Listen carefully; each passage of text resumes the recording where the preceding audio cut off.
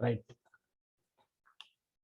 So write down the heading. आप लोग हमारे साथ हेडिंग डालते रहें, मैं आपको नोट्स भी दे दूंगा, आज नोट्स मैं प्रोवाइड कर दूंगा अच्छे तरीके से।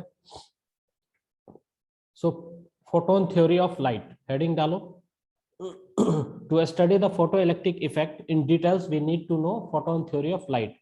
अगर हमको फोटो इलेक्ट्रिक इफेक्ट को अच्छे से स्टडी करना है तो सबसे पहले हमें deeply photon theory of light को डिस्कस करना पड़ेगा। फोटोन थ्योरी ऑफ लाइट क्या होता है वो हम पहले देखेंगे। So the heading is that photon theory of light.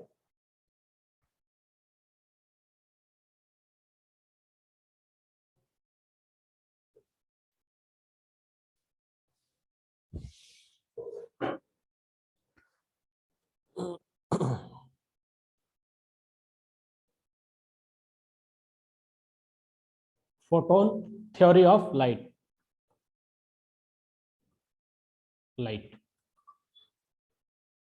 This is your heading, photon theory of light. देखो फोटोन थ्योरी ऑफ लाइट क्या कहता है इसको हम देखते हैं। फोटोन थ्योरी ऑफ लाइट के अकॉर्डिंग क्या होता है कि जब भी कोई लाइट, ठीक है, जब भी कोई लाइट किसी मटेरियल के साथ या किसी मेटल सरफेस के साथ इंटरेक्ट करता है, राइट, तो it behaves like a quanta. तो ये क्वांटा की तरह बिहेव करता है, ठीक है। It's behave as a quanta. जैसे हम लोग बोल देते हैं ना कि light is made up of quanta, quanta से मिलकर बना नहीं है, बल्कि लाइट क्या होता है, क्वांटा की तरह बिहेव करता है। जैसे for example young double slit experiment आप लोगों ने पढ़ा होगा, या नहीं पढ़ा होगा तो थोड़ा सा ब्रीफ कर रहा हूं मैं समझाने के लिए। इस तरह से क्या होता है, यहाँ से कोई लाइट सोर्स आया आपका, ये S1 होता है, ठीक है, ये S2 होता है, स्लिट 1 स्लिट 2 होता है। लाइट सोर्स आया, यहाँ पे आपका कुछ एक प्रोजेक्टर ऐसे कुछ लगा रहता है, जिसपे आपको क्या मिलता है, अलग अलग ब्राइट ब्राइट फ्रिंज मिलता है, डार्क फ्रिंज मिलता है। तो यहाँ पे आया, यहाँ से ये एक पैटर्न क्रिएट होता है ऐसे, ठीक है। यहाँ पे ब्राइट फ्रिंज मिलता है, इसके नीचे डार्क फ्रिंज मिलता है। तो मेरे समझाने का मतलब है कि यहाँ पे जो लाइट होगा ना, यहाँ पे लाइट कैसे बिहेव करेगा, लाइट वेव की तरह बिहेव करता है। वेव ऑप्टिक्स में यंग डबल स्लिट एक्सपेरिमेंट के अंदर लाइट जो होता है वो वेव की तरह बिहेव करता है। ठीक उसी तरह से फोटोन थ्योरी के अंदर, फोटो इलेक्ट्रिक इफेक्ट के अंदर लाइट जो होता है वो क्वांटा की तरह बिहेव करता है, ठीक है। अब क्वांटा क्या होता है, quanta is the packet of energy, right. एक एक पॉइंट में लिखाते जाता हूं, आप लोग थोड़ा सा लिख लेना, इंट्रोडक्शन है, उसके बाद क्वेश्चंस में बहुत ही सहूलियत हो जाएगा। So light behave first of all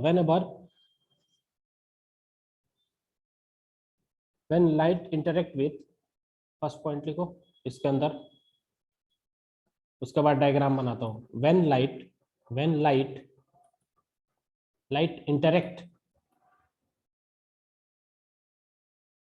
interact का मतलब क्या हुआ, एक दूसरे के कांटेक्ट में आना, ठीक है, एक दूसरे पे फोर्स लगाना, ठीक है। इंसिडेंट भी बोल सकते हो इंटरेक्ट को। When light interact with metal या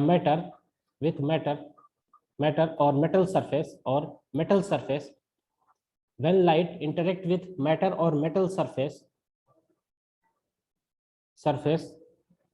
it behaves like a quanta, it behaves like a quanta, it behaves like a quanta। अब सवाल ये आता है कि क्वांटा क्या है, right. It behaves like a quanta, quanta क्या है, quanta is the packet of energy. Quanta क्या होता है, देखो नेक्स्ट पॉइंट से लिखो, quanta is the packet of energy. मेरे साथ आप लोग लिखते जाओ इस चीज को, ठीक है। पैकेट ऑफ एनर्जी, ज्यादा थ्योरी नहीं है, सिंपल है, दो चार लाइन का है, उसके बाद हम अपने पॉइंट पे आ जाएंगे, न्यूमेरिकल्स वगैरह पे। Quanta is the packet of energy. Quanta क्या होता है, एनर्जी का पैकेट होता है, ठीक है। लाइट क्या होता है, जब भी लाइट किसी मैटर से या किसी मेटल सरफेस पे इंसिडेंट करता हो या इंटरेक्ट करता हो तो वो क्वांटा की तरह बिहेव करता है। और क्वांटा क्या होता है, quanta is the packet of energy. Quanta क्या होता है, एनर्जी का पैकेट होता है, ठीक।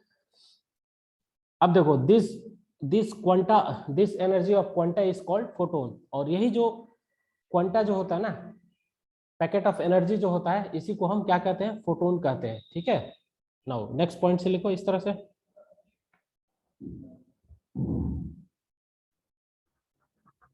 दिस क्वांटा ऑफ एनर्जी या this energy of quanta, this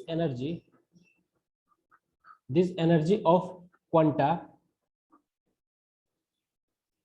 this energy of quanta, और क्या इसको हम लिख सकते हैं, this packet of energy, this packet of energy, packet of energy means quanta, so this quanta of energy और this packet of energy is called photon, is called photon. इसको हम क्या कहते हैं, फोटोन कहते हैं। अभी मैं डायग्राम बनाऊंगा, ठीक है, इज कॉल्ड फोटोन। और इस फोटोन की क्या होती है, एक डेफिनिट एनर्जी होती है और डेफिनिट मोमेंटम होता है। किसके लिए, फॉर ए डेफिनिट वेवलेंथ और डेफिनिट फ्रीक्वेंसी के लिए, ठीक है। क्या लिखोगे नीचे, having definite, having definite energy, having definite energy, यानी फिक्स एनर्जी होती है। डेफिनिट एनर्जी का मतलब फिक्स एनर्जी होती है and fix momentum, definite energy and definite momentum, ठीक है। तो अभी तक मैंने जो आपको बताया वो क्या बताया कि जब भी किसी लाइट रेस को हम किसी मेटल सरफेस पे इंसिडेंट करवाते हैं या इंटरेक्ट करवाते हैं या किसी मैटर पे, तो वो कैसे बिहेव करता है, वो क्वांटा की तरह बिहेव करता है। वो ऐसे बिहेव करता है जैसे वो क्वांटा से मिलकर बना हो, क्वांटा की तरह बिहेव करता है। क्वांटा क्या होता है, quanta is the packet of energy, ठीक है। क्वांटा क्या होता है, एनर्जी का पैकेट होता है। और इसी क्वांटा ऑफ एनर्जी को या पैकेट ऑफ एनर्जी को हम क्या कहते हैं, फोटोन कहते हैं। और इस फोटोन की जो एनर्जी होती है और मोमेंटम होती है वो क्या होती है, फिक्स होती है। हम देखेंगे कैसे फिक्स होती है किसी भी गिवन वेवलेंथ के लिए या फ्रीक्वेंसी के लिए, ठीक है। इस फोटोन की जो एनर्जी होती है और मोमेंटम होती है वो क्या होती है, फिक्स होती है। अब थोड़ा सा हम डायग्राम बनाते हैं और फिर अपने पॉइंट पे आते हैं। इसको आप लोग नोट करो मेरे साथ, आप लोग नोट करते जाओ, ठीक है। नोट्स में आज इसका जो है ना थ्योरी का नहीं दूंगा, आप लोग इसको नोट करो। सबका नोट हो जाए तो मुझे एक मैसेज कर देना चैट में, कोई भी। बस 2 मिनट का है, उसके बाद हम अपने टॉपिक पे आ जाएंगे, न्यूमेरिकल्स वगैरह करेंगे। बहुत अच्छे अच्छे क्वेश्चंस बनेंगे, इससे टफ क्वेश्चंस आते ही नहीं है, सिंपल होता है। Put the value get the result. आपके नीट के लिए तो ये इतना फ्रूटफुल है जिसका कोई हम जवाब नहीं है, कंपैरिजन नहीं कर सकते। सबसे ज्यादा स्कोरिंग आपका ये टॉपिक हो जाएगा, ठीक है। राइट, आगे बढ़े। ओके ओके, वेल मार्टिना, चलो आगे बढ़ते हैं। नहीं, अब देखो मैं एक मेटल सरफेस आपको बना रहा हूँ यहाँ पे, this is the metal surface. मैं थोड़ा समझा भी दूं डायग्राम से, क्या होता है, लाइट एनर्जी ऐसे इंसिडेंट करेगी इस पे, मेटल सरफेस है, इस पे ऐसे इंसिडेंट करेगी, मेटल सरफेस के इस पोर्शन पे इंसिडेंट करेगी, ठीक है। आप अपने हॉरिजॉन्टल अपने हाथों में रजिस्टर को रखो और उस रजिस्टर को क्या मानो, आपकी जो कॉपी है ना रजिस्टर, उसको मेटल सरफेस मानो। और लाइट को कैसे इंसिडेंट करवाओगे, ऊपर से, ठीक है। तो इस तरह से दिस इज द मेटल, ये क्या हो गया आपका मेटल हो गया। ये लाइट है, लाइट इंसिडेंट कर रहा है इस पे ऐसे, ठीक है। तो मेटल सरफेस कुछ इस तरह से उनकी एनर्जी को एब्जॉर्ब कर लेता है, ठीक है। क्या करता है metal surface, metal surface absorb the energy in the small packet, ठीक है। मेटल सरफेस की जो मटेरियल प्रॉपर्टी क्या होती है कि जब भी लाइट को उस पर इंसिडेंट करवाते हैं तो लाइट क्या होता है, light is the form of energy, और इसको क्वांटा भी बोलते हैं, ठीक है। तो ये मेटल सरफेस क्या करता है, इस एनर्जी को, ठीक है, metal surface, metal surface, metal surface absorb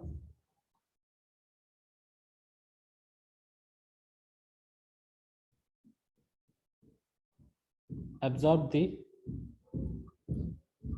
light energy, absorb the light energy as it is made up of teeny packets of teeny packets, ठीक है, as it is made up of teeny packets of energy, ठीक है। That is called quanta और photon, that is quanta. इसका मतलब मैं समझा रहा हूं आपको।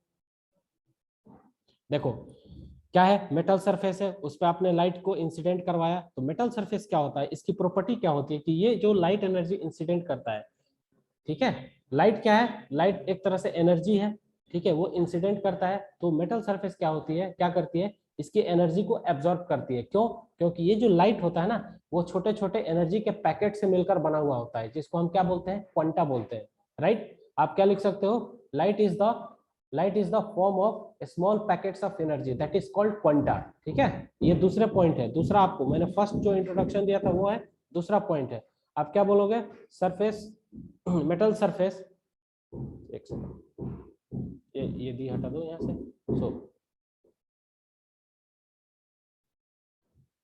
So metal surface, light energy, ठीक है, एक सेकंड मैं थोड़ा सा और अरेंज करके इसको लिख देता हूँ यहाँ से। मेटल सरफेस क्या करता है, एब्जॉर्ब करता है लाइट एनर्जी को as it is made up of small tiny particles, ठीक है। Metal surface absorb, metal surface क्या करता है, एब्जॉर्ब करता है लाइट एनर्जी को, और लाइट एनर्जी जो होती है, यानी लाइट जो होता है, लाइट और लाइट एनर्जी एक ही चीज है, लाइट बोलूं या मैं लाइट एनर्जी बोलूं, लाइट एनर्जी दोनों क्या है, एक ही चीज है। तो मेटल सरफेस क्या करता है, लाइट एनर्जी को एब्जॉर्ब करता है। क्यों, क्योंकि वो जो लाइट एनर्जी होती है वो छोटे छोटे टीनी पैकेट्स ऑफ एनर्जी होता है। लाइट जो होता है वो क्या होता है, स्मॉल पैकेट्स ऑफ एनर्जी होता है, राइट, जिसको हम क्या बोलते हैं, क्वांटा बोलते हैं। तो लाइट को कब भी, जब भी हम किसी मेटल सरफेस पे इंसिडेंट करवाते हैं, क्या कराते हैं, इंटरेक्ट करवाते हैं, तो मेटल सरफेस क्या करती है, उसकी एनर्जी को एब्जॉर्ब कर लेती है, क्योंकि लाइट जो होता है वो छोटे छोटे टीनी पैकेट्स ऑफ एनर्जी का मिलकर बना हुआ होता है, जिसको हम क्वांटा बोलते हैं। और इसी क्वांटा ऑफ एनर्जी को क्या बोलते हैं, फोटोन भी बोलते हैं। आई होप आपको ये चीज समझ में आया होगा। अब हम अपने थर्ड पॉइंट की तरफ चलते हैं, जो हमारा एनालिसिस है, ठीक है। ये इसको कॉपी कर लेना है आपको, ठीक है, इसको कॉपी कर लेना है, प्लीज कॉपी इट।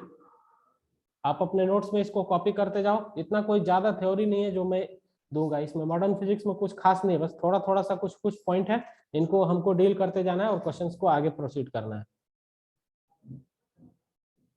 तो चले आगे बढ़े, हो गया ना, ठीक है, अगर नहीं हुआ हो तो मुझे बता देना चैट में। चलो अब हम आते हैं मैथमेटिकल फॉर्मुलेशन पे। तो जो फोटोन होता है ना, उस फोटोन की एनर्जी कितनी होती है, ठीक है। हमने जैसा कि बताया कि किसी भी लाइट को अगर किसी मेटल सरफेस पे हम क्या करें, इंसिडेंट करवाते हैं, तो वो क्वांटा की तरह बिहेव करता है, ठीक है। और क्वांटा क्या होता है, पैकेट्स ऑफ एनर्जी होता है, स्मॉल पैकेट्स ऑफ एनर्जी होता है। मींस लाइट क्या होती है, स्मॉल पैकेट्स ऑफ एनर्जी होती है, जिसको हम क्वांटा भी बोलते हैं, ठीक है। और उसी एनर्जी को, यानी उसी क्वांटा ऑफ एनर्जी को हम क्या बोलते हैं, फोटॉन्स बोलते हैं। तो उस फोटोन की एनर्जी क्या होती है, मैंने आपको एक स्टेटमेंट लिखाया था कि this energy of quanta is called photon and having definite energy and momentum. तो energy and momentum of photon, ठीक है, हेडिंग नया रहेगा हमारा।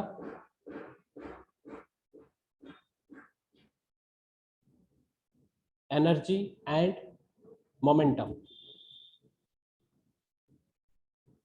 Energy and momentum of photon, ठीक है। फोटोन की एनर्जी और मोमेंटम क्या होती है, E is equal to H nu, और इसको क्या बोलते हैं हम, H C by lambda. This is the energy of photon. ये एनर्जी हो गई फोटोन की, और ये एनर्जी क्या होती है, कांस्टेंट होती है for a given frequency and for a given wavelength. किसी एक पर्टिकुलर वेवलेंथ के लिए ये एनर्जी क्या होगी, कांस्टेंट होगी, और फ्रीक्वेंसी क्या होगी, कांस्टेंट होगी, ठीक है। For a given lambda and new, energy is constant, energy is constant. इसका मतलब समझ रहे हो, अगर मैं यहाँ पे वेवलेंथ की वैल्यू चेंज करूंगा तो ये एनर्जी भी चेंज हो जाएगी, राइट। और अगर वेवलेंथ कांस्टेंट है तो इसकी क्या होगी, यहाँ पे ये एनर्जी भी कांस्टेंट हो जाएगी। अगर यहाँ पे फ्रीक्वेंसी कांस्टेंट है तो इसकी एनर्जी क्या होगी, कांस्टेंट होगी। किसके लिए, एक पर्टिकुलर जो जो फोटोन होगा उसकी जो फ्रीक्वेंसी होगी उसके करस्पॉन्डिंग इसकी एनर्जी क्या मिलेगी, कांस्टेंट मिलेगी। ठीक उसी तरह से कोई फोटोन है, रेड फोटोन है या व्हाइट फोटोन है या वायलेट फोटोन है, जिसकी वेवलेंथ कुछ और है, ठीक है, उसके करस्पॉन्डिंग इसकी एनर्जी क्या होगी, यहाँ पे कांस्टेंट होगी। अब देखो इस इक्वेशंस को जो है ना कैसे लिखते हैं, E बराबर हमने लिखा H C by lambda H nu. अब मोमेंटम की बात करते हैं, तो P बराबर क्या होता है, मोमेंटम क्या होता है, देखो E अपॉन सी, मोमेंटम क्या होता है, E बाई सी, और इसको हम क्या लिख सकते हैं, E को एच न्यू बाई सी, और क्या लिख सकते हैं हम, H by lambda. This is the formula of momentum. ये फॉर्मूला है, कैसे आया वो मैं बताता हूँ। इन दोनों इक्वेशन को किसने दिया था, मैक्स प्लैंक ने दिया था। मैक्स प्लैंक नाम के एक साइंटिस्ट है, there was a scientist called Max Planck, ठीक है। मैक्स प्लैंक का ये इक्वेशन है, ठीक है। इन दोनों इक्वेशंस को किसने दिया था, मैक्स प्लैंक ने दिया था, उसको लिख लेते हैं। Max Planck gave both equation, both expression, both expression. Max Planck ने इन दोनों एक्सप्रेशन को दिया था, ठीक है। अब हम ये h क्या है, h is the Planck's constant, ठीक है। न्यू क्या है, new is the frequency, c क्या है, c is the speed of light, ठीक है। लैम्डा क्या है, wavelength of the particular photon, ठीक है। वेयर लिख लो, यहाँ पे मैं कुछ लिख देता हूँ, वेयर, जहां पे ये क्या है, E is the energy of photon, energy of photon. C क्या हो जाएगा आपका, C is the speed of light, speed of light, मेरे साथ नोट करते जाओ, speed of light, right, this is the speed of light. और हम क्या लिखेंगे यहाँ पे, इसको इतना कॉपी करो, फिर मैं आगे की तरफ प्रोसीड करता हूँ नेक्स्ट स्लाइड में। C is the speed of light हो गया, लैम्डा क्या हो गया, वेवलेंथ ऑफ फोटोन, ठीक है। C is the speed of light through which photon is travelling, और लैम्डा क्या होगा, वेवलेंथ ऑफ द फोटोन, ठीक है। सो लैम्डा बराबर क्या लिखेंगे, lambda is wavelength, wavelength of photon, lambda is the wavelength of photon. Lambda क्या होता है, फोटोन की वेवलेंथ होती है, सी हो गया, सी हो गया, न्यू, न्यू क्या होगा, frequency, frequency of the photon, frequency of the photon. कौन सा फोटोन, कोई पार्टिकुलर फोटोन होगा, उसकी फ्रीक्वेंसी होगी जिसकी वैल्यू कैलकुलेट कर रहे होंगे। और पी क्या होता है, this is the momentum of the photon, momentum of photon, P is the momentum of photon, ठीक है। आप लोगों ने इसको नोट कर लिया, इस वैल्यू को नोट किया, नोट करो फटाफट मेरे साथ। अब हम आगे इसकी एच की वैल्यू लिखते हैं, फिर एच सी की वैल्यू याद रखना है, उसके बाद हम आगे की तरफ प्रोसीड करते हैं। नेक्स्ट हमारा कॉन्सेप्ट क्या होगा, ठीक है।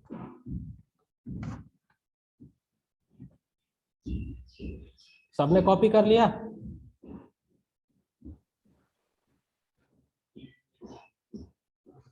आगे बढ़े। हाँ सर। हाँ सर। ओके, देखो अब h जो होता है ना, h को क्या बोलते हैं हम, Planck's constant, this h is called Planck, this h is called Planck's constant. ये क्या होता है, प्लैंक्स का प्लैंक्स कांस्टेंट। और इसकी वैल्यू क्या होती है, इसकी वैल्यू होती है h बराबर, इसकी दो वैल्यू आपको याद रखने हैं हमेशा, फर्स्ट जूल पर सेकंड में याद रखना है, दूसरा इलेक्ट्रॉन वोल्ट सेकंड में याद रखना है, ठीक है। जूल सेकंड और इलेक्ट्रॉन वोल्ट सेकंड में याद रखना है।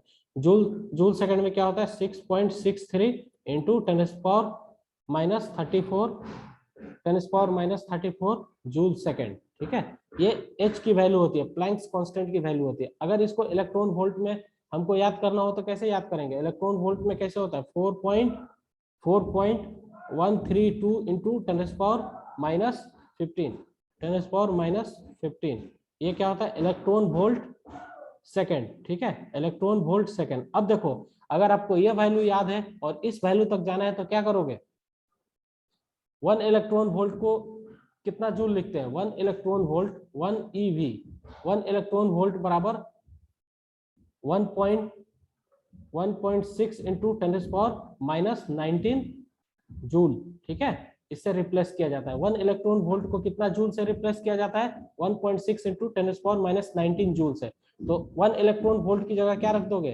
ठीक है, 1.6 इंटू 10⁻19, तो जूल सेकंड में ये यूनिट आ गया, और फाइनली कन्वर्ट होकर क्या आ जाएगा, ये आ जाएगा। कैलकुलेशन कर लेना, अपने घर पे एक लाइन छोड़ दो, ठीक है, आपको ये करना होगा। तो आपको h की वैल्यू क्या याद रखनी है, h की वैल्यू 2 याद रखनी है। देखो इसमें रिजल्ट आपको याद रखना पड़ेगा ताकि आपकी कैलकुलेशन फास्ट हो सके।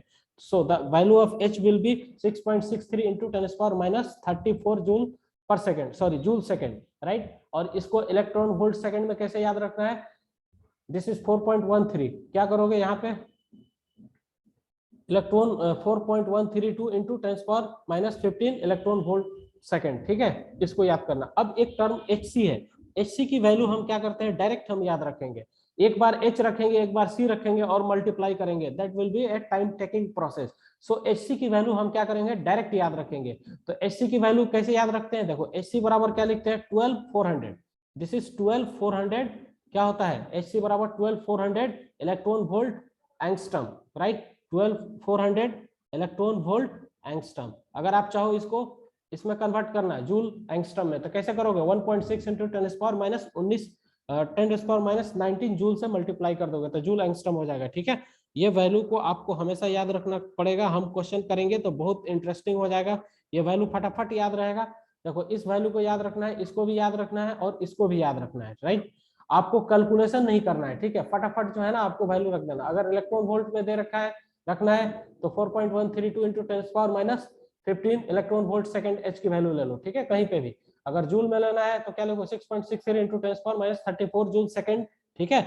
और एचसी कहीं रखना है, सिर्फ एचसी की वैल्यू, एचसी बाई लेमडा है तो एचसी की वैल्यू डायरेक्ट लिख दो 12400 इलेक्ट्रॉन वोल्ट एंगस्ट्रॉम, ठीक है, इस तरह से, राइट। तो ये आपका मैंने डेटा वगैरह बता दिया आपको कैसे करना है। अब हम आगे आते हैं, ठीक है, नेक्स्ट पॉइंट लिखेंगे। आप लोग इसको कॉपी कर लो, ये बहुत इंपॉर्टेंट है।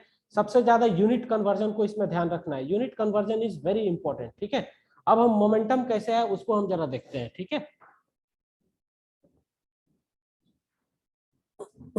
मैंने अभी तक क्या पढ़ा है? मैंने आपको पढ़ाया photon theory of light. Photon theory of light के अंदर मैंने क्या बताया आपको? कोई भी लाइट रेस को हम क्या करते हैं? मेटल सरफेस पे इंसिडेंट करवाते हैं, इंटरेक्ट करवाते हैं, ठीक है, तो वो क्वांटा की तरह बिहेव करता है and this quanta is called photon. और इसी क्वांटा को हम क्या कहते हैं? This quanta of energy is called photon. इसी क्वांटा को हम फोटोन कहते हैं और क्वांटा क्या होता है? स्मॉल पैकेट्स ऑफ एनर्जी होता है, बस इतना याद रखना है। अब इस फोटोन की क्या होती है? फिक्स एनर्जी होती है। उस एनर्जी का फॉर्मूला क्या है आपके पास? E बराबर एच सी बाई लेमडा और एच न्यू, एक फॉर्मूला ये याद रखना है।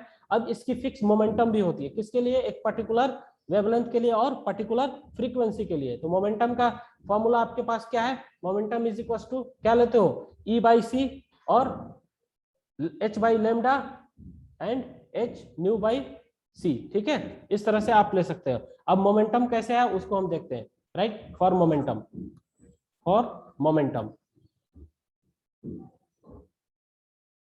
देखो, फोटोन जो है वो किस स्पीड से मूव कर रहा है? स्पीड ऑफ लाइट से ट्रेवल कर रहा है, ठीक है। फोटोन क्या है? स्पीड ऑफ लाइट से ट्रेवल कर रहा है। तो कोई भी पार्टिकल अगर स्पीड ऑफ लाइट से ट्रेवल करता है तो उसके लिए एनर्जी का फॉर्मूला क्या होता है? आइंस्टीन एनर्जी मास इक्वेशन क्या होता है? E बराबर mc², ठीक है, ये लिखते हैं ना। कोई भी अगर पार्टिकल, ठीक है, स्पीड ऑफ लाइट से क्या करता है? ट्रेवल करता है, तो उसके लिए एनर्जी का एनर्जी मास इक्वेशन रिलेशन जो होता है वो क्या होता है? E बराबर mc²। तो E को एज इट इज रखो m, और एज इट इज एक सी को अंदर रखो इसके साथ और दूसरा इस सी को बाहर रखो। अब देखो ये क्या है? This will be P photon. ये क्या हो जाएगा? ये क्या हो जाएगा? Momentum. P will be momentum. किसका मोमेंटम? उस पार्टिकल का जो स्पीड ऑफ लाइट से ट्रेवल कर रहा हो। So this P will be equal to क्या हो जाएगा? This P will be E by C, ठीक है, ये हो गया। अब ई को क्या लिखते हैं हम? H nu upon C. आगे अगर हम लिखें तो क्या हो जाएगा? H C, H nu, nu की जगह एच सी बाई लेमडा, और ये सी नीचे में ऊपर में कट के क्या हो जाएगा? ये हो जाएगा एच बाई लेमडा, ठीक है, एच बाई लेमडा। आपको ये फॉर्मूला कैसे आया ये मैंने बता दिया। If a photon is travelling with the speed of light then its momentum will be E by C, ठीक है, और एच बाई लेमडा, ठीक है। इस तरह से इन चीजों को आपको याद रखना है, ठीक। अब देखो कुछ पॉइंट्स लिखते हैं, इसको कॉपी कर लिया होगा आप लोगों ने, इसको कॉपी कर लो। नेक्स्ट पॉइंट से कुछ चीज और लिखते हैं, 2-4 पॉइंट लिखेंगे, फिर हम अब क्वेश्चन पे आ जाएंगे, न्यूमेरिकल्स पे, राइट। आगे बढ़े, प्रोसीड करें। आपको सुनते रहना है और पेन भी चलाने हैं, ठीक है, स्पीड भी थोड़ी अच्छी रखनी है। जितना ज्यादा जल्दी होगा उतना हम क्वेश्चंस प्रैक्टिस ज्यादा करेंगे। इसमें आपको क्वेश्चंस जब हम प्रैक्टिस कराएंगे तभी आपका कॉन्सेप्ट ज्यादा बेहतर होगा, ज्यादा मजा आएगा। क्योंकि मॉडर्न फिजिक्स जो है ना, थ्योरी के लिए आपको एनसीईआरटी प्रीफर करना है। न्यूमेरिकल ही आते हैं और न्यूमेरिकल बहुत सिंपल आते हैं, तो इतने वेराइटीज ऑफ क्वेश्चन हम कर लेंगे कि कोई भी क्वेश्चन आप देखते ही आपके अंदर क्लिक होना चाहिए, ठीक है। चलो नेक्स्ट, एक एक पॉइंट लिख लेते हैं हम इसके अंदर।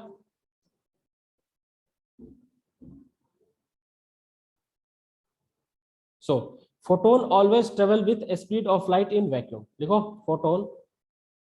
फोटोन ऑलवेज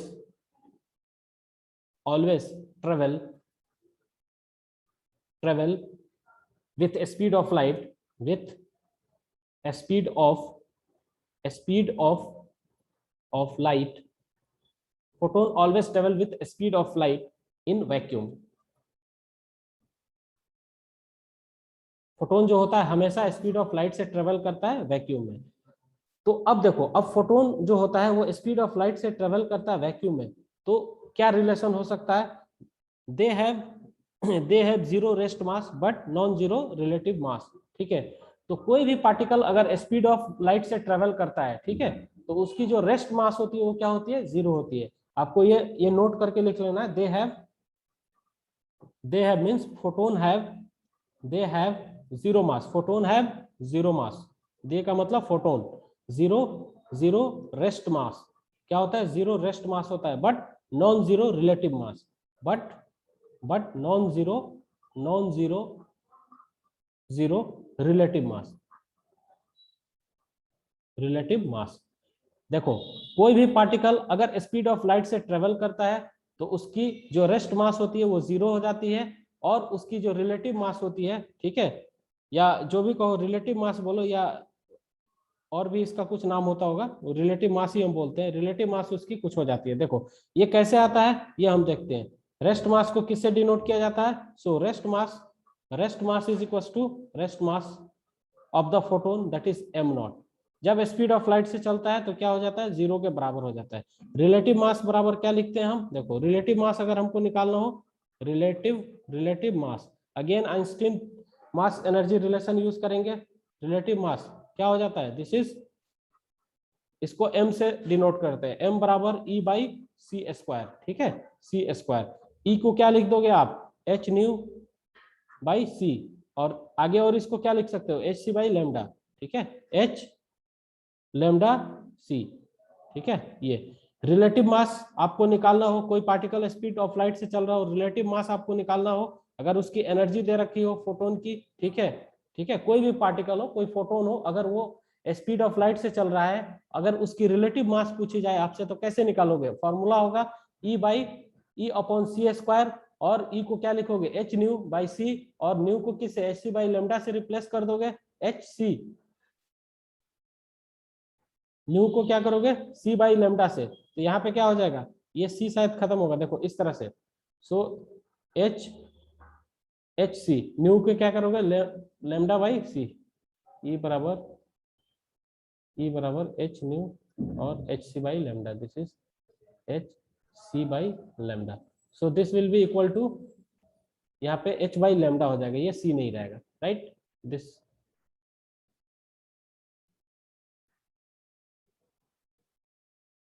ठीक है।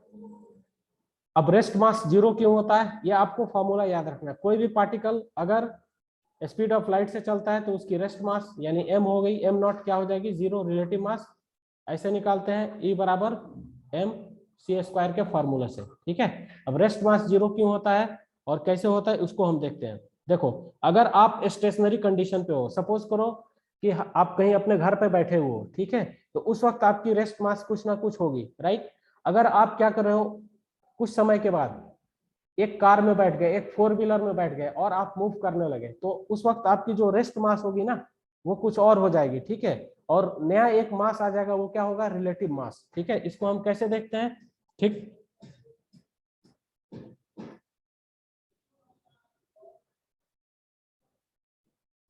आपको कैसे देखना है? M is the relative mass, that is M naught by under root, कोई भी पार्टिकल, ठीक है, something is travelling with the speed of light, its rest mass will be zero. आपको हमेशा याद रखना है, कोई भी चीज अगर स्पीड ऑफ लाइट से ट्रेवल करता है उसकी रेस्ट मास क्या हो जाती है? जीरो। तो एक होता है आइंस्टीन मास रिलेशन, ठीक है, एम बराबर M naught upon one minus this is V square upon C square, this is the relativistic situation. ये क्या है? This is the relative mass, जब कोई पार्टिकल क्या हो?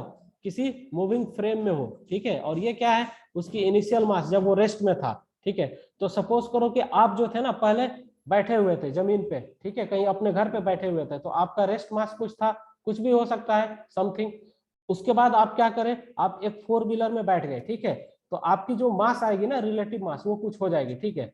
क्या हो सकती है? M naught upon under root one minus V square by C square. अब देखो ये सी क्या होता है? स्पीड ऑफ लाइट, और उसका भी ये स्क्वायर है, ठीक है, समझ रहे हो ना, 3 इंटू 10⁸ इसका स्क्वायर है, तो ये कितना बड़ा होगा ये आपको मालूम होगा। अगर आप किसी व्हीकल पे बैठ रहे हो तो आपकी जो स्पीड होगी वो कितना हो सकती है?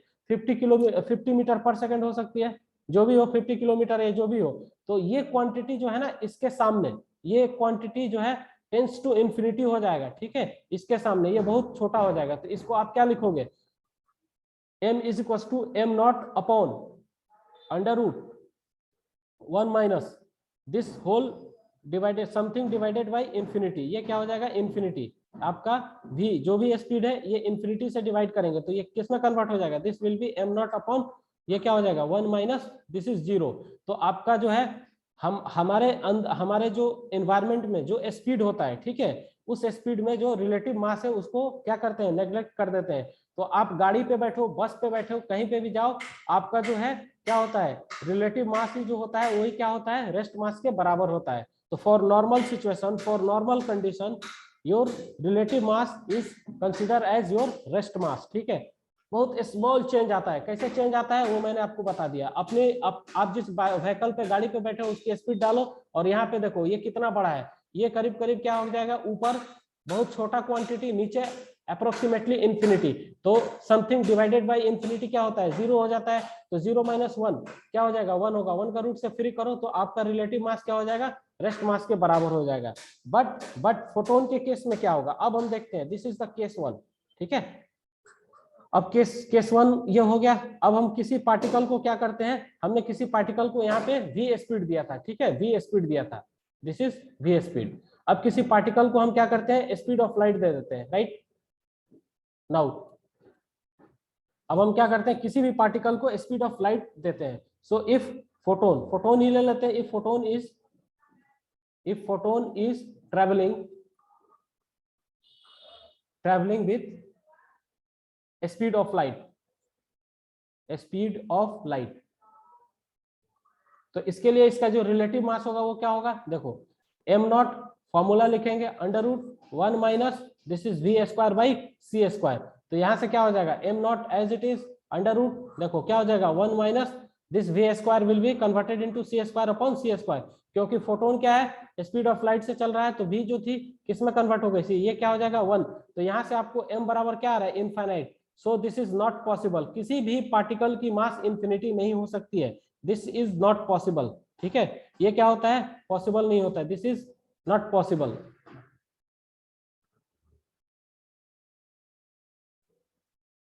किसी भी पार्टिकल की मास क्या हो सकती है, इंफिनिटी नहीं हो सकती है। तो क्या क्या हो सकता है, देखो रिलेटिव मास जो भी हो किसी भी पार्टिकल की, जब वो स्पीड ऑफ लाइट से चलता है तो वो इनफाइनाइट नहीं हो सकता है। तो क्या होना पड़ेगा, जब कोई भी पार्टिकल स्पीड ऑफ लाइट से मूव करता है तो उस केस में नीचे क्या हो जाता है, 0 आता है। तो उसके लिए जो रिलेटिव मास होता है वो उसको भी 0 होना पड़ता है। क्या है, किसका कुछ डाउट है, पिछले वाला पेज, ठीक है, तो थोड़ा बोलना चाहिए ना पहले। ये वाला पेज, राइट, नोट कर लो, इसको नोट करते जाओ आप लोग। देखो ये काम की चीज है, मैं इसको आपको एक वर्ड में बता के निकाल देता, लेकिन थोड़ा सा समझा दे रहा हूं ताकि आपको समझ में आए, ठीक है। मैं ये बोल रहा हूँ कि सर, हाँ बोलो। सर रिलेटिव मास इन्फिनिटी होगा या 0 होगा? अगर जो रेस मास है वो 0 होगा तो ऊपर में 0 होगा, तो देखो रिलेटिव मास तो 0 हो जाएगा ना। रिलेटिव मास 0 कैसे हो जाएगा, किस केस में बोल रहे हो, केस 1 में बोल रहे हो या केस 2 में? सर देखो अगर लाइट के स्पीड से मूव करे हाँ हाँ, पार्टिकल तो लाइट के स्पीड से अगर मूव करे ना तो मास 0 कैसे होगा, किसी भी पार्टिकल, ये पहले कॉपी हो जाना, तो मैं नेक्स्ट स्लाइड में चलता हूँ तो एक्सप्लेन करता हूँ, ठीक है। उसी चीज को तो मैं समझाने की कोशिश कर रहा हूँ आपको। चलो आ जाओ देखते हैं। देखो मैंने आपको बताया कि ये m नॉट जो है ना, देखो यहाँ पे आप बोल रहे हो ना कि ये नीचे 0 हो जाएगा, ठीक है। देखो ये क्या हो जाएगा, नीचे 0 हो जाएगा। तो समथिंग डिवाइडेड बाय 0 क्या होता है, इनफाइनाइट हो जाता है ना। कोई भी नंबर हो, कुछ भी हो, अगर उसको 0 से डिवाइड कर दें तो क्या आता है, इन्फिनिटी आ जाता है ना। ये सबको मालूम होना चाहिए ना। देखो हाँ सर, हाँ। Right, something divided by infinity क्या हो जाए, समथिंग डिवाइडेड बाय 0 क्या होता है, इनफाइनाइट होता है। यहाँ पे देख लो, दिस इज केस नंबर 2, ये केस नंबर 2 है। थोड़ा सा बेसिक्स में आते हैं, मुझे लगता है कि तुम लोगों को, अगर यहाँ पे कोई x नंबर है, इसको मैं इनफाइनाइट से डिवाइड करता हूँ तो ये क्या मिलेगा, ये 0 मिलता है, ठीक है। अगर ठीक अगर उल्टा कर दें हम, ठीक है, क्या करें, ये x को मैं 0 से कर दें तो क्या मिलेगा, इन्फिनिटी मिलता है। इस चीज को याद रखना है। ये कैसे होता है, ये मैथमेटिकल प्रूफ है, आपको मालूम चल जाएगा। इतना आपको नीट वाले स्टूडेंट हो कोई जरूरत नहीं है। तो किसी भी नंबर को अगर हम इन्फिनिटी से डिवाइड करते हैं तो क्या आता है, 0 आता है। और किसी भी नंबर को अगर हम 0 से डिवाइड करते हैं तो क्या आता है, इनफाइनाइट आता है। राइट, समझ में आया बात मेरी। अब देखो यहाँ पे क्या है, मास आपका इनफाइनाइट आ रहा है ना, फोटोन के लिए आ रहा है कि नहीं। बट ऐसा प्रैक्टिकली पॉसिबल नहीं है कि किसी भी पार्टिकल का मास क्या हो जाए, इनफाइनाइट हो जाए। दिस इज नॉट पॉसिबल, ये पॉसिबल नहीं है, प्रैक्टिकली कहीं ऑब्जर्व नहीं किया गया है। तो इसके लिए क्या होना पड़ेगा, इसके लिए जो रेस्ट मास होगा ना, रेस्ट मास को क्या होना पड़ेगा, 0 होना पड़ेगा, तब जाके ये क्या होगा, 0/0 का फॉर्म बनेगा और ये अनडिफाइंड हो जाएगा। This is undefined. यानी कि आपको अगर समझ में आ गया तो ठीक है, नहीं समझ में आया तो आपको कंक्लूजन क्या याद रखना है कि अगर कोई पार्टिकल, देखो 2 लाइन याद रखना है आपको, अगर कोई भी पार्टिकल क्या है, स्पीड ऑफ लाइट से ट्रेवल कर रहा है तो उसकी जो रेस्ट मास होगी वो क्या हो जाएगी, 0 हो जाएगी। ठीक है, अगर इसको उल्टा करके बोले तो क्या होगा, अगर किसी पार्टिकल की रेस्ट मास क्या है, 0 है। राइट, अगर किसी पार्टिकल की रेस्ट मास क्या है, 0 है, तो वो किससे ट्रेवल कर रहा होगा, वो स्पीड ऑफ लाइट से ट्रेवल कर रहा होगा। राइट, समझ में आ गया बात मेरी।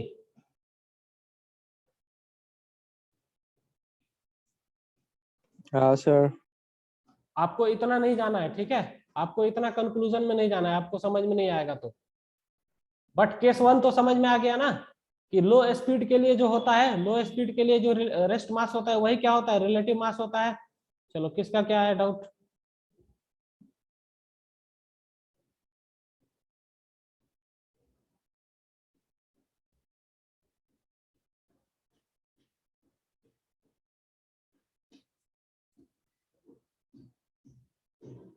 अच्छा चलो ठीक है, कोई दिक्कत नहीं। और देखो, अब मैंने आपको नोट्स लिखाया था ना कि कोई भी पार्टिकल जो है स्पीड ऑफ लाइट से मूव कर रहा है तो उसकी रेस्ट मास क्या हो जाएगी, 0। या किसी पार्टिकल की रेस्ट मास क्या है, 0 है, तो वो किससे मूव कर रहा होगा, स्पीड ऑफ लाइट से। ठीक है, अब एक पॉइंट और लिखना है, मेरे साथ आप लोग लिखते जाओ, जो कि थोड़ा सा इंपॉर्टेंट है। ठीक है,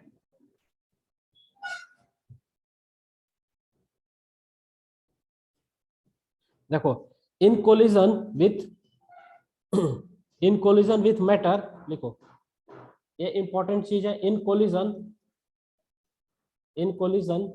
with matter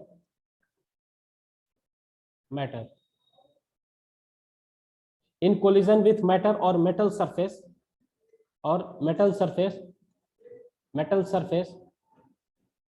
in collision with matter और मेटल सरफेस। देखो जब भी लाइट रेज क्या होती है, इंसिडेंट करती है मेटल सरफेस पे, तो क्या होता है, कोलिजन होता है। ठीक है, total momentum and energy is conserve. तो मोमेंटम और एनर्जी क्या होते हैं, कंजर्व होते हैं। Total momentum and energy is conserve. क्या होते हैं, कंजर्व होते हैं। अब देखो कंजर्व का मतलब क्या हो गया, देखो कंजर्व का मतलब होता है कांस्टेंट। ठीक है, कंजर्व का मतलब क्या होता है, कांस्टेंट। यानी कहने का मतलब है कि कोई भी पार्टिकल किसी दूसरे ऑब्जेक्ट से जब टकराता है, इंटरेक्ट करता है, तो क्या करता है, अपनी थोड़ी एनर्जी लॉस करता है, मोमेंटम ट्रांसफर करता है। तो क्या होगा कि जो आपका हर एक पॉइंट पे, हर एक सिचुएशन में यहाँ पे एनर्जी और मोमेंटम क्या होंगे, कांस्टेंट होंगे। इसका यही मतलब हो गया। अब ये लिख लिया ना, तो दूसरा पॉइंट इसके अंदर लिखो जो मैं अभी बता रहा हूँ, उसके बाद हम बस खत्म हो गया, क्वेश्चन पे हम चलेंगे। राइट, दूसरा पॉइंट लिख लो जो थोड़ा सा इंपॉर्टेंट है, आपको समझ में आएगा बढ़िया। नेक्स्ट पॉइंट देखो, नेक्स्ट पॉइंट आप लिख लो।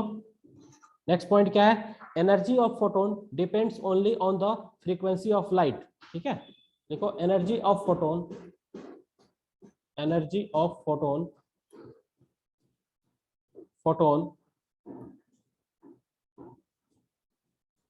depends only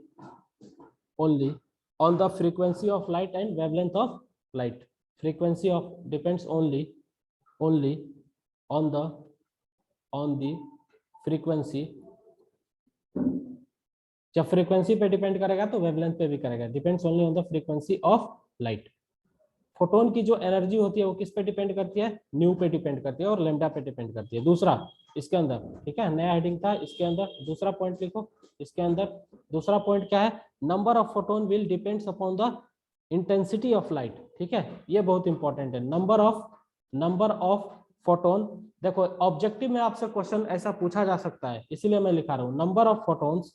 आपसे पूछ देगा number of photons depends upon the following, 4 option दे देगा। ठीक है, intensity of light, energy of light, momentum of the light, कुछ भी दे देगा इस तरह से। तो क्या लिखोगे, तो आंसर आपको मालूम होना चाहिए विथ एक्सप्लेनेशन। तो number of photons will depend, number of photons will depends upon the intensity of light,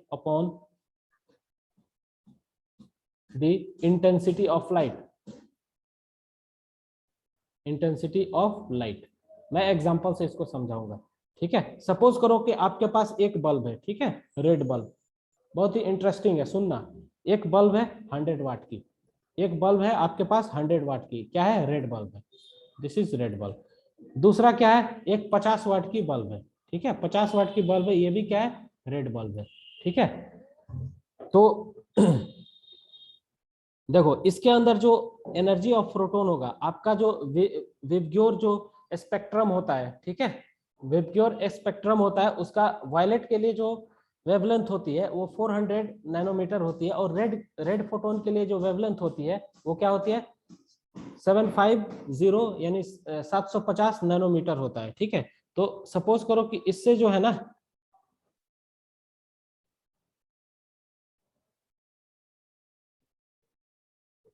इन दोनों की जो एनर्जी निकलेगी इन दोनों बल्ब से, ठीक है, इन दोनों बल्ब से जो जो फोटोन निकलेंगे उन सारे फोटोन्स की एनर्जी क्या होगी, सेम होगी। ठीक है, इससे जो फोटोन निकलेगा, ठीक है, उसकी एनर्जी हर एक फोटोन की, ये जो 50 वाट का बल्ब होगा ना, बहुत सारे फोटोन्स को निकालेगा, और ये 100 वाट का भी जो बल्ब होगा वो क्या निकालेगा, बहुत सारे फोटोन्स को निकालेगा। तो इसकी एनर्जी, यानी एक फोटोन की एनर्जी जो 50 वाट का बल्ब निकालेगा वो, और एक फोटोन की एनर्जी जो 100 वाट का बल्ब निकालेगा, सेम होगा। ठीक है, क्या होगा, सेम होगा, this is the intensity. But number of photon जो होंगे ना, इसके अंदर जितने होंगे वो इसके करस्पॉन्डिंग में हाफ हो जाएंगे। ठीक है, समझ में आया, नहीं समझ में आया, फिर से समझा रहा हूं। देखो आपके पास एक 100 वाट की रेड बल्ब है, दूसरी एक 50 वाट की रेड बल्ब है। ठीक है, मैंने लिखा है कि number of photons will depends upon the intensity of light. तो इंटेंसिटी ऑफ लाइट का मतलब क्या है, थोड़ा सा प्रैक्टिकली समझते हैं। आपके पास एक 100 वाट का बल्ब है, दूसरा 50 वाट का बल्ब है, दोनों क्या है, रेड है, राइट। तो जो 100 वाट की बल्ब है वो जो फोटोन प्रोड्यूस करेंगे, ठीक है, सपोज करो बहुत सारे फोटोन प्रोड्यूस किए, x number of photon produce किए, तो जितने फोटोन्स है उन सारे फोटोन्स के एक फोटोन्स की जो एनर्जी होगी इसके अंदर, वही जो 50 वाट के बल्ब जो आपके फोटोन्स वाई प्रोड्यूस करेंगे, तो वाई नंबर ऑफ फोटोन्स के अंदर एक फोटोन की जो एनर्जी होगी, और एक्स नंबर ऑफ फोटोन्स के अंदर एक फोटोन की जो एनर्जी होगी, इनकी एनर्जी क्या होगी, सेम होगी। बट नंबर जो होगा ना, ये कितना हो जाएगा, ये ट्वाइस हो जाएगा। अगर ये एक्स प्रोड्यूस करता है तो ये कितना हो जाएगा, ये x/2 प्रोड्यूस करेगा। समझ में आया? हाँ सर। नंबर ऑफ फोटोन्स किस पे डिपेंड करते हैं, इंटेंसिटी ऑफ लाइट पे। इंटेंसिटी ऑफ लाइट क्या है, आगे अभी हम समझाएंगे इसको, इस पे क्वेश्चन आएगा। बस मैंने एक एग्जांपल लिया आपको, अगर सेम पावर की, ठीक है, दो क्या है, बल्ब है आपके, ठीक है, तो क्या क्या होगा, नंबर ऑफ फोटोन्स में चेंज आएगा। ठीक है, नंबर ऑफ फोटोन्स डिफरेंट होंगे, लेकिन एक फोटोन कितना एनर्जी प्रोड्यूस करता है इसके द्वारा, उतना ही एनर्जी इसके द्वारा जो एक फोटोन निकलेगा वो प्रोड्यूस करेगा। तो एनर्जी जो प्रोड्यूस करेंगे एक सिंगल फोटोन एनर्जी क्या प्रोड्यूस करता है, E बराबर hc/λ। तो 50 वाट का जो बल्ब hc/λ एक प्रोड्यूस करेगा, ये भी उतना ही प्रोड्यूस करेगा। ठीक है, चलो आपको समझ में आ गया होगा। अब हम आते हैं अपने टॉपिक पे। ठीक है, अब हम पहला क्वेश्चन लेंगे, यहाँ से क्वेश्चन अपना न्यूमेरिकल स्टार्ट होता है, और आई होप आपको अच्छा लगेगा। न्यूमेरिकल वगैरह सिंपल से बढ़िया बढ़िया क्वेश्चन है, तो ये नोट करना है, किसी को नोट कर लो। ठीक है,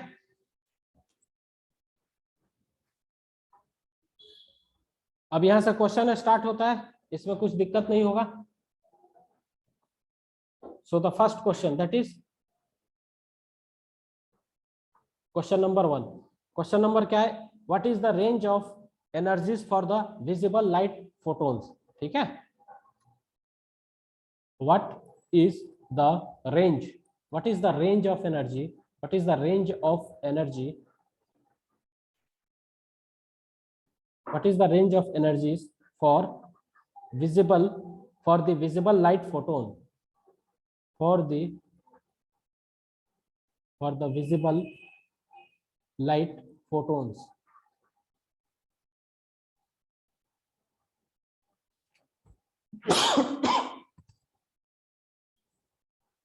so what is the range of energy for the visible light photons। ठीक है, आपको रेंज ऑफ एनर्जी निकालना है। ठीक है, जिसमें विजिबल,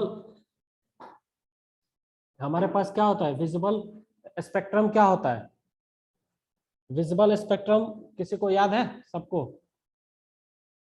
देखो सॉल्यूशन पे आते हैं।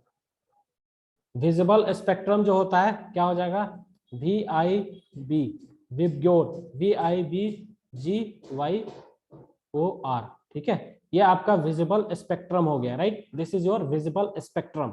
ठीक है, अब देखो इसको क्या बोलेंगे, इसको वायलेट, वायलेट कलर की फोटोन बोल दो यहाँ पे, इसको विबगोर, इसको रेड कलर की फोटोन बोल दो, इस तरह से। ये आपका विजिबल स्पेक्ट्रम होता है। ठीक है, इस वायलेट कलर की जो फोटोन होती है या कुछ भी होगी, लाइट होगी। ठीक है, यहाँ पे फोटोन क्या है, लाइट है। ठीक है, तो यहाँ पे इसकी जो वेवलेंथ होती है वो क्या होती है, 400 nanometre NM, 400 nanometre. Red colour की जो आपकी यहाँ पे लाइट रेज होती है, रेड कलर की जो लाइट होगी, यहाँ पे फोटोन होगा, रेड कलर का जो फोटोन होगा उसकी जो वेवलेंथ होगी वो कितना हो जाएगी आपका, 75 नैनोमीटर। हमको क्या निकालना है, एनर्जी निकालना है विजिबल रेंज में। तो इनके बीच देखो, यहाँ से 400 नैनोमीटर से लेकर के 7500 नैनोमीटर तक, इनके बीच अगर किसी भी लाइट का वेवलेंथ रहता है तो वो आपको क्या क्या होगा, विजिबल होगा। ठीक है, अब इसमें डिफरेंट डिफरेंट कलर है। ठीक है, इसकी कुछ यहाँ पे इसके करस्पॉन्डिंग, येलो के करस्पॉन्डिंग जो है कुछ वेवलेंथ होगी तो येलो दिखेगा। ठीक है, उसी तरह यहाँ आपको ब्राइट जो ऑरेंज कुछ भी दिखेगा। ठीक, राइट, हमको क्या करना है, रेंज ऑफ एनर्जी निकालना है। तो सबसे पहले हम क्या करेंगे, वायलेट कलर की जो फोटोन है जिसकी वेवलेंथ क्या है, 400 नैनोमीटर है, ये आपको याद रखना है। 400 नैनोमीटर से 75 नैनोमीटर तक क्या होता है, विजिबल रेंज की स्पेक्ट्रम की वेवलेंथ होती है। ठीक है, तो यहाँ पे हम कैलकुलेट करते हैं, राइट। एनर्जी का फॉर्मूला क्या है, hc/लैम्डा। लैम्डा इसलिए ले रहे हैं कि हमको क्या है, फोटोन दे रखा है, तो हम किस फोटोन की एनर्जी निकाल रहे हैं, वायलेट कलर की फोटोन की एनर्जी निकाल रहे हैं। तो hc as it is, lambda बराबर क्या रखोगे, 400 नैनोमीटर। ठीक है, NM। अब hc की वैल्यू मैंने आपको बताया था, hc की वैल्यू क्या याद रखना है, 12400 एंगस्ट्रम, कुछ ऐसे था ना। hc की वैल्यू मैंने बताया था ना, 12400 इलेक्ट्रॉन वोल्ट एंगस्ट्रम, राइट। तो hc की वैल्यू रखो यहाँ पे 12400, this is electron volt angstrom upon, ये क्या होगा, 400 नैनोमीटर, राइट। 400 नैनोमीटर, 400 को एज इट इज रखो और नैनोमीटर को किस में कन्वर्ट करते हो, एंगस्ट्रम में। आपका ये जो यूनिट क्या है, दिस इज इन एंगस्ट्रम। ठीक है, तो यहाँ पे जो लैम्डा होगी ना, लैम्डा यानी जो वेवलेंथ होगी उसकी यूनिट आपको क्या दे रखा है, नैनोमीटर में। तो आपको यहाँ पे क्या करना पड़ेगा, एंगस्ट्रम में लाना पड़ेगा ना। तो 1 नैनोमीटर बराबर कितना होता है, 10 एंगस्ट्रम होता है। लिखो यहाँ पे अपने कॉपी के ऊपर लिखो 1 nanometre is equal to 10 angstrom. आपको इन चीजों को याद रखना पड़ेगा। ठीक है, तो यहाँ पे 400 इसको किससे 10 से मल्टीप्लाई कर दोगे तो ये किस में कन्वर्ट हो जाएगा, एंगस्ट्रम में। ठीक है, एंगस्ट्रम से एंगस्ट्रम को कट कर दो यहाँ से। अब आपको देखो क्या मिल रहा है, 1 0 से 1 0, 2 0, 3 0 से यहाँ पे 1 2, 2 0 कट कर दो, 1 0 रहने दो यहाँ पे। अब यहाँ पे energy of violet photon, energy of violet photon क्या हो जाएगा, देखो 4 से कट करोगे इसको, ये कितना हो जाएगा आपका 3.14 इलेक्ट्रॉन वोल्ट, 3.11 इलेक्ट्रॉन वोल्ट, यानी एनर्जी ऑफ वायलेट फोटोन आ गया आपका कितना, 3.1 वोल्ट, राइट। अब देखो एनर्जी ऑफ क्या निकालना है हमको, रेड फोटोन, यहां से निकालते हैं। So energy of red photon, this is energy किसका निकालना है, दिस इज रेड, इसकी वेवलेंथ हमको नोन है। Energy of red photon is equal to क्या लिखेंगे, hc/लैम्डा। ठीक है, hc अपॉन लैम्डा। तो Hc की वैल्यू रखो 12400, this is 12400 electron volt angstrom, ठीक है, अपॉन लैम्डा कितना हो जाएगा 750, नैनोमीटर को चेंज कर दो किसमें, एंगस्ट्रॉम में, तो 10 से मल्टीप्लाई कर दो, ये एंगस्ट्रॉम में आ गया, एंगस्ट्रॉम ऊपर से कट गया ये। अब यहाँ से जो एनर्जी मिल रहा है, ठीक है, आप कैलकुलेट करके लाओगे, वो क्या हो जाएगा 1.6 electron volt, the energy will be equal to 1.6 electron volt, right, इस तरह से। ये पहला क्वेश्चन था इसलिए मैं कर रहा हूँ, नेक्स्ट क्वेश्चन आपको भी मैं दूंगा, ठीक है। अब हमने यहाँ पे क्या निकाला, रेंज निकाल लिया। अगर देखो, अब देखो, अगर फोटोन की एनर्जी, ठीक है, जो भी फोटोन है उसकी एनर्जी कहां से कहां तक लाई करती है, 1.6 इलेक्ट्रॉन वोल्ट से लेकर के 3.1 इलेक्ट्रॉन वोल्ट में लाई करती है, तो वो फोटोन क्या होगा, आपको दिखेगा, यानी विजिबल रेंज में आएगा, ठीक है। तो नेक्स्ट लाइन से लिखते हैं, ये कॉपी कर लो आप लोग, जो भी कॉपी करना चाहे।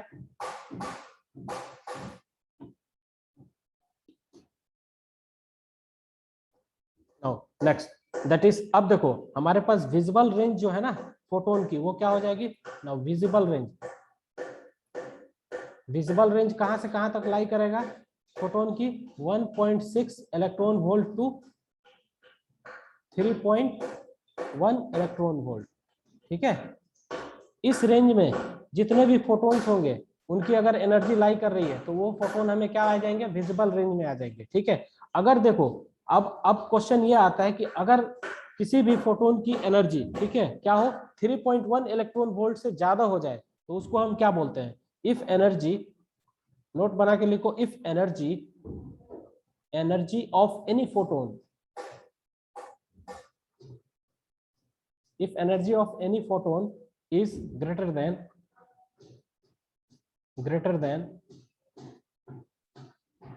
3.1 इलेक्ट्रॉन वोल्ट, अगर 3.1 इलेक्ट्रॉन वोल्ट से ज्यादा आ जाता है तो उस फोटोन को हम क्या बोलते हैं, उसको हम बोलते हैं अल्ट्रा वायलेट फोटोन, ठीक है। ये सब ऑब्जेक्टिव क्वेश्चन बन सकते हैं, बहुत ही बढ़िया होता है, इसको ध्यान में रखना है। This is called ultraviolet photon, ultraviolet photon. अब देखो, अब सवाल ये आता है कि अगर 1.6 इलेक्ट्रॉन वोल्ट से एनर्जी कम हो जाए किसी भी फोटोन की, तो उस फोटोन को हम क्या बोलते हैं, if energy of photon is less than 1.6 volt, 1.6 electron volt से कम हो जाए तो उसको हम क्या बोलते हैं। देखो, अगर वोल्ट में कन्वर्ट करना है सिर्फ आपको जूल में, तो क्या करना पड़ेगा, इलेक्ट्रॉन की जगह 1.6 × 10⁻19 डाल देना होगा, ठीक है। अगर इससे एनर्जी किसी भी फोटोन की कम हो जाए, ठीक है, तो वो कौन सा फोटोन कहलाता है, that is called infrared photon.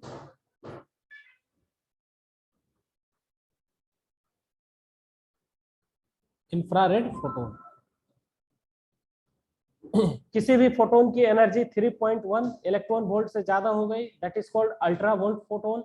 अगर किसी भी फोटोन की एनर्जी 1.6 से कम हो गई, उसको हम क्या बोलते हैं, इंफ्रारेड फोटोन बोलते हैं। अगर जितने जो भी फोटोन्स की एनर्जी है वो किसके बीच लाई कर रहे हैं, 1.6 इलेक्ट्रॉन वोल्ट के बीच, 1.6 electron volt to 3.1 electron volt के बीच लाई कर रहे हैं, means 1.6 electron volt including 3.1 electron volt. तो ये क्या होता है, this is the visible spectrum होता है, ठीक है। ये आपको याद होना चाहिए, this is very very important.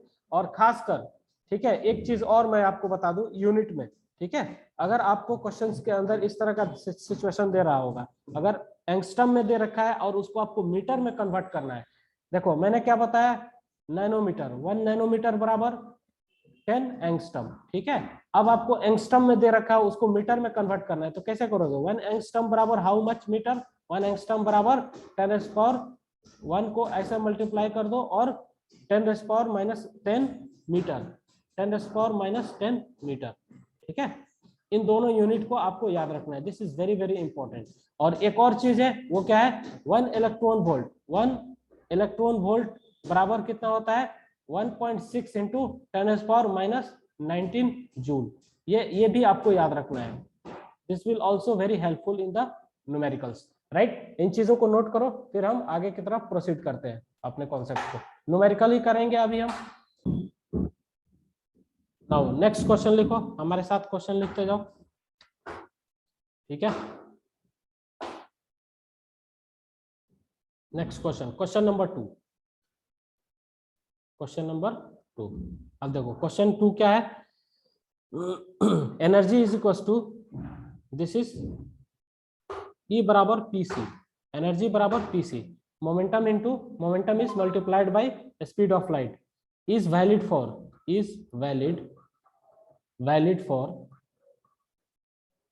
For an electron. देखो बेसिकली सिचुएशन क्या है, P जो है ना, P ये क्या है, E/C, और इसको हम क्या लिख सकते हैं, energy is equal to P multiplied by C। तो ये जो इक्वेशन है एनर्जी का, P मल्टीप्लाइड बाई C, क्या वैलिड है इलेक्ट्रॉन के लिए, ये आपसे इस क्वेश्चन में पूछा जा रहा है। यस नो में आपको जवाब देना है, this is valid for electron और नॉट।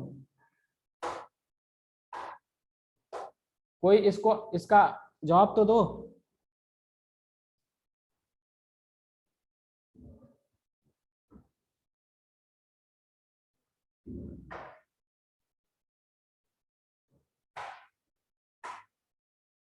देखो सॉल्यूशन देखो मेरे साथ, देखो हमने आपको बताया था एनर्जी बराबर हम क्या लिखते हैं, mc², ठीक है। m और c को एक साथ करते हैं और इस c को क्या करते हैं, बाहर कर देते हैं। तो यहाँ से हमको क्या मिलता है, दिस इज pc। बट यहाँ पे मैं एक चीज बताया था, ये किसके लिए है, ये उस पार्टिकल के लिए, उस फोटोन के लिए है जो स्पीड ऑफ लाइट से ट्रेवल करता है, ठीक है। This is for photon which travels with the speed of light. This is valid for photon, this is valid for photon travels with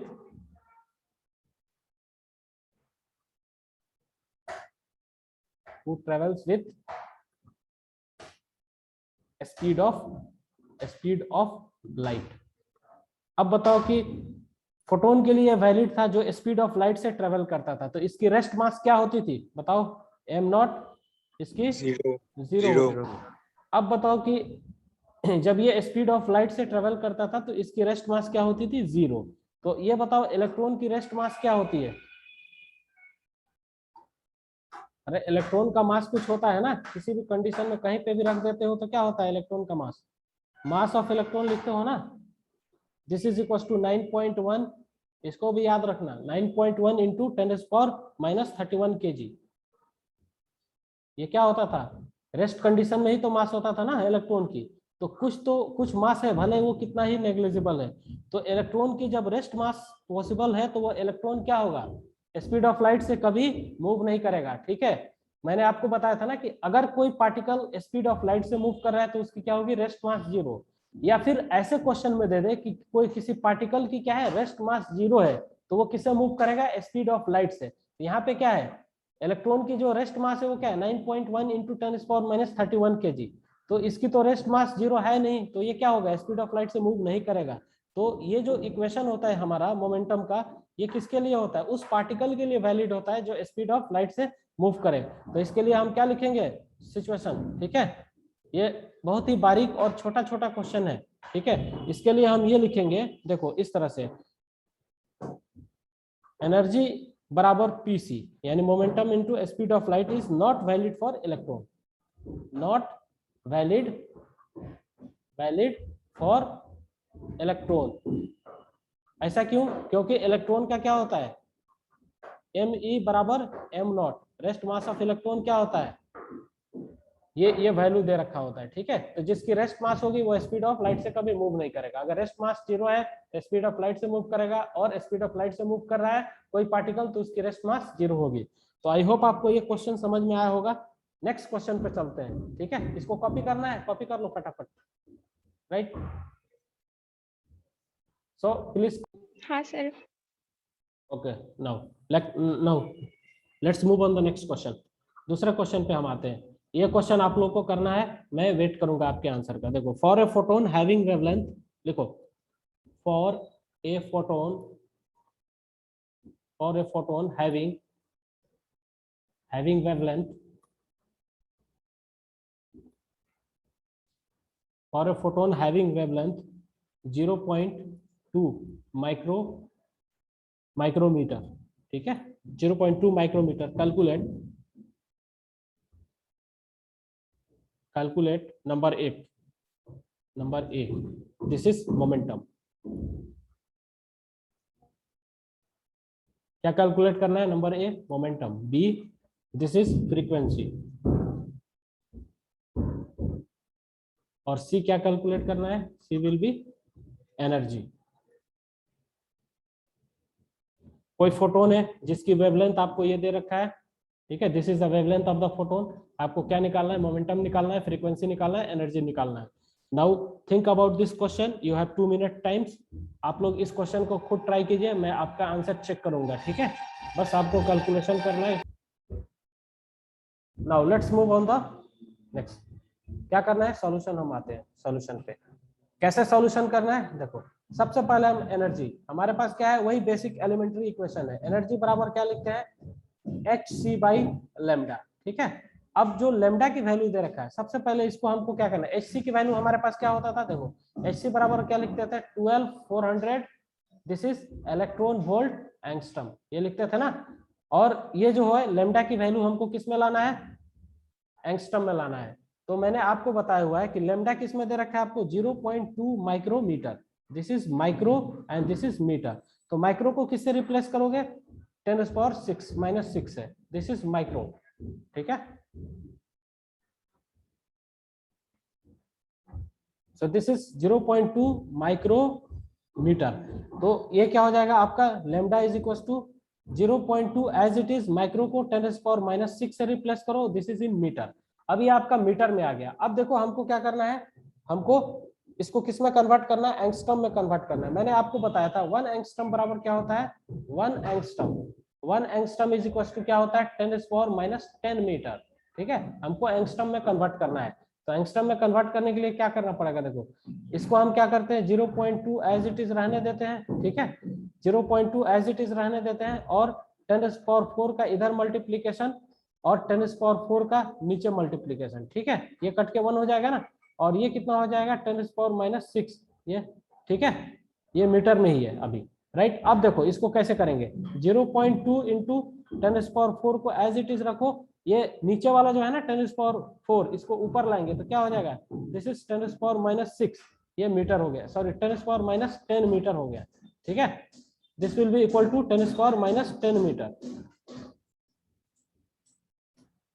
this is equal to 10⁻10 metre. अब देखो, अब क्या करते हैं? हमको मालूम है ना कि 1 एंगस्ट्रम बराबर 10⁻10 मीटर होता है, तो इसको हम 10⁻10 मीटर को 1 एंगस्ट्रम से रिप्लेस कर सकते हैं। तो 0.2 इंटू 10⁻4, और ये क्या हो जाएगा? ये 1 एंगस्ट्रम से रिप्लेस हो जाएगा। अब आपको वेवलेंथ किस में आ गया? एंगस्ट्रम में आया। क्या आया एंगस्ट्रम में? 0.2 इंटू 10⁻4 एंगस्ट्रम, राइट। अब देखो यहाँ पे लिखते हैं हमने क्या hc की वैल्यू इलेक्ट्रॉन वोल्ट एंगस्ट्रम में लिख दिया है। अब वेवलेंथ को लिखेंगे, ठीक है। हमने पूरा कन्वर्जन इधर कर लिया। क्या हो जाएगा? 0.2 इंटू 10⁻4, ये एंगस्ट्रम आ गया। एंगस्ट्रम से एंगस्ट्रम को कट कर दो, एनर्जी है तो सिर्फ इलेक्ट्रॉन वोल्ट में आ गया। एनर्जी कितना हो गया आपका? इलेक्ट्रॉन वोल्ट में। अब देखो यहाँ पे कुछ वर्क करते हैं। वर्क क्या हो जाएगा? अगर हम इसको यहाँ से एक पॉइंट को एक कट करें तो क्या हो जाएगा? ऊपर 10 हो जाएगा, 10 का मल्टीप्लीकेशन यहाँ पे, राइट। तो क्या हो जाएगा एनर्जी आपका? 12400 मल्टीप्लाइड बाई 10 अगेन नीचे का, और ये 2 as it is, and this will be equal to 10⁻4। तो ये हो जाएगा आपका 3 0, 3 0 से 3 0 को निपटा दो, सिर्फ ये क्या बचा? 10 बचा नीचे, और इसको इससे डिवाइड करो, ये कितना हो गया आपका? 6 2 42। वेट 1 मिनट, कुछ कैलकुलेशन में मिस्टेक हुआ क्या इसके अंदर? सर 6.2 इलेक्ट्रॉन वोल्ट में आपका 620 इलेक्ट्रॉन वोल्ट है क्या? ये होगा, ठीक है, या 6.2 इलेक्ट्रॉन वोल्ट है? 6.2 सर, 6.2 6.2 सर, 6.2 होगा। Okay, right right, very good. देखो मेरे पास इसका जो है ना आंसर हो सकता है गलत हो, तो कैलकुलेशन अपन किए तो आइडिया लग गया ना। 6.2 इलेक्ट्रॉन वोल्ट आपका ये आंसर आ गया। This is your answer, this is 6.2 answer. मैं भी अपना आंसर करेक्ट कर लेता हूँ, ठीक है, 6.2 आंसर। अब देखो हमारे पास क्या आ गया, एनर्जी आ गया। Now let's move on the next, that is अब हम फ्रीक्वेंसी को कैलकुलेट करते हैं, उसके बाद हम मोमेंटम को कैलकुलेट कर लेंगे। अब फ्रीक्वेंसी को कैसे कैलकुलेट करते हैं, ये कॉपी जिनको करना है वो कर लेना, या मैं स्लाइड बैक कर दूंगा नेक्स्ट। अब फ्रीक्वेंसी को कैलकुलेट करना है, तो न्यू बराबर क्या होता है, सी बाई लेमडा, सबको मालूम है ना, न्यू बराबर सी बाई लेमडा। जैसे एनर्जी बराबर हम क्या लिखते थे, एच न्यू, और क्या लिखते थे, एच न्यू की जगह सी बाई लेमडा लिख देते थे।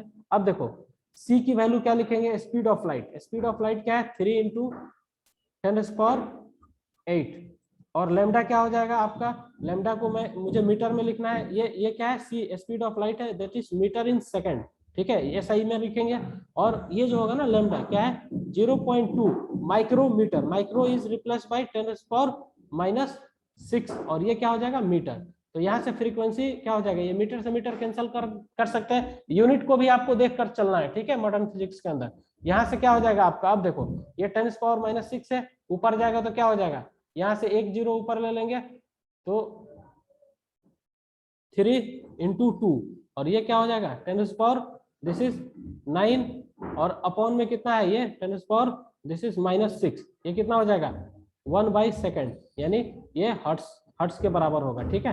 तो न्यू बराबर क्या हो जाएगा आपका, यहाँ से कैलकुलेट करो आप, यहाँ से कैलकुलेट करोगे तो आपका हो जाएगा, ये जीरो को ऊपर ले जाओ 3/2, और दिस इज 19 और प्लस 16 तो 15 हो गया 10⁻15, this is equal to 10⁻, this is 15। अब इसको अगर कट छट करके आंसर मिलाए तो एक 10 को बाहर ले लेंगे तो क्या हो जाएगा, यहाँ से इसको देखो ऐसे कर सकते हैं ना, 30/2 इंटू 10⁻, क्या हो जाएगा ये 14 हो जाएगा, दिस इज हर्ट्स, ठीक है। 1/सेकंड को किससे, हर्ट्स से रिप्लेस कर देते हैं, ठीक है। अब ये क्या हो जाएगा यहाँ से 15 इंटू 10⁻14 हर्ट्स, ठीक है। और दूसरा यूनिट क्या हो सकता है 1/सेकंड।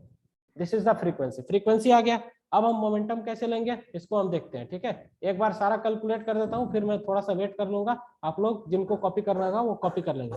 अब मोमेंटम बराबर क्या होता है हमारे पास, पी बराबर, हर केस में देखो एचसी की जो यूनिट थी ना वो एंगस्ट्रम में थी, तो हमको वेवलेंथ को एंगस्ट्रम में लाना था, और सी की यूनिट क्या होती है मीटर पर सेकंड, तो जो हमारा वेवलेंथ है उसको क्या लाना पड़ेगा, उसको मीटर में लाना पड़ेगा, ठीक है। तो P momentum is equal to क्या हो जाएगा, हमारे पास फॉर्मूला क्या होगा, momentum is equal to E/c, energy upon speed of light. अब देखो इसको और हम क्या लिख सकते हैं, h/λ, ऐसे लिख सकते हैं। h को हम क्या लिखेंगे, h/λ, so h is equal to कितना हो जाता है 6.63 इंटू 10⁻⁻34 जूल सेकेंड, ये होता है ना, मैंने लिखा हुआ है आपको वैल्यू जूल सेकेंड, और लेमडा क्या हो जाएगा आपका, मीटर में रखो, जूल सेकेंड है, ऐसा यूनिट में है तो 0.2 इंटू 10⁻⁻6 मीटर, यहाँ से।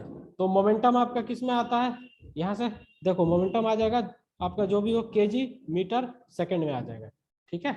सो मोमेंटम पी बराबर क्या हो जाएगा, यहाँ से कट छट करोगे, देखो नंबर जो है ना ये नंबर है, ठीक है, 6.6, नंबर को नंबर के साथ करना है और पावर को पावर के साथ करना है, पावर को डिस्टर्ब नहीं करना है, ठीक है, नंबर को नंबर के साथ हमेशा। ये क्या हो जाएगा 6.63, और इसको हम 2 से डिवाइड कर देंगे, यहाँ पे क्या ले लेंगे 10 एक ले लेंगे, और ये 10 क्या हो जाएगा 10⁻⁻34 अपॉन में क्या है नीचे, दिस इज 10⁻⁻6, ठीक है। अब देखो इन सबको सारे पावर को अरेंज करेंगे, कैसे अरेंज करेंगे, दिस इज 6.63 रखो, और ये क्या हो जाएगा ऊपर की तरफ जाएगा ये, तो 10⁻+ का 6 हो जाएगा, और ये 1 हो जाएगा, तो 10⁻+ का 7, तो 34 - 7 करो, 34 - 7 कर दो तो कितना हो जाता है आपका 14, ये दैट इज 27, तो यहाँ पे हो गया आपका 10⁻, दैट इज -27 अपॉन ये 2। अब 2 से डिवाइड लगा दो इसको, 2 से डिवाइड लगाओगे 2 3 जा 3, ठीक है, पॉइंट ले लो, ये 2 3 जा 3 और 1, 3.1 इंटू 10⁻⁻20, और क्या है मोमेंटम है तो केजी मीटर पर second. So this is your answer, ये आपका आंसर हो गया, ठीक है। अब अगर आप लोगों को किसी को नोट करना है इसमें तो वो नोट कर सकता है, स्लाइड बैक करना हो तो मैं now write down the question, मेरे साथ क्वेश्चन लिखते जाओ। For a photon having energy 9 mega electron volt, for a photon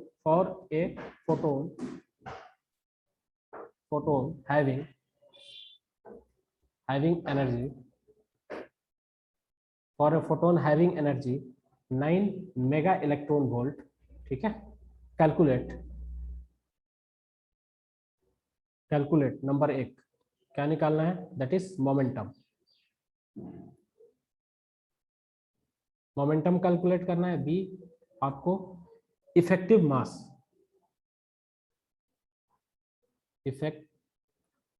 effective मास मैंने आपको बताया था ना, रिलेटिव मास और इफेक्टिव मास क्या होते हैं, एक ही होते हैं। रिलेटिव मास बोलो या इफेक्टिव मास बोलो, ये कब आता है, जब कोई पार्टिकल स्पीड ऑफ लाइट से चलता है, ठीक है। तो आइंस्टीन एनर्जी मास इक्वेशन लगाते हैं, क्या होता है, E बराबर दिस इज mc², ठीक है, इससे आएगा। तो इस क्वेश्चन को आप लोग करो, ठीक है। मैं वेट करता हूँ, ये अभी क्लास का फाइनल क्वेश्चन होगा।